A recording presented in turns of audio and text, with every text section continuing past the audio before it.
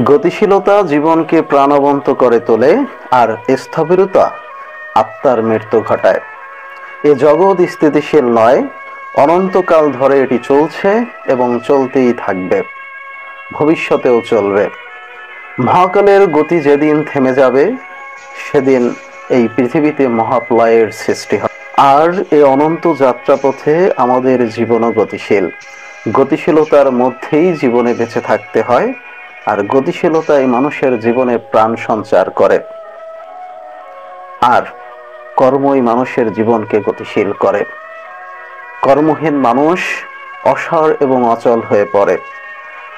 স্রোতস্বিনী নদীর পানি সবসময় নির্মল হয়, কারণ স্রোতস্বিনী নদীতে কখনোই শ্যাওলা জমতে পারে না।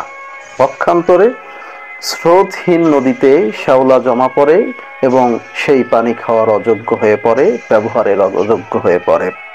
ঠিক তেমনি কর্ম যেমনি মানুষের জীবনে গতিশীলতা আনে, আর কর্মহীনতা মানুষকে মৃতপ্রায় করে ফেলে। কারণ কর্মহীন মানুষের আত্মার মৃত্যুটা আগেই ঘটে থাকে। এজন্য এই জীবন যুদ্ধে নিজেকে টিকিয়ে রাখতে হলে, সংগ্রাম করে বেঁচে থাকতে হলে কর্মের কোনো বিকল্প নেই। কারণ কর্মই মানুষের জীবনে গতিশীলতা আনে, প্রাণের সঞ্চার করে।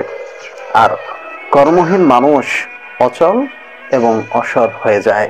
দর্শক, আমাদের সকলকেই একটা প্রবাদ মনে রাখতে হবে: গতি জীবন, স্থিতিতে মৃত্যু। ধন্যবাদ সকল।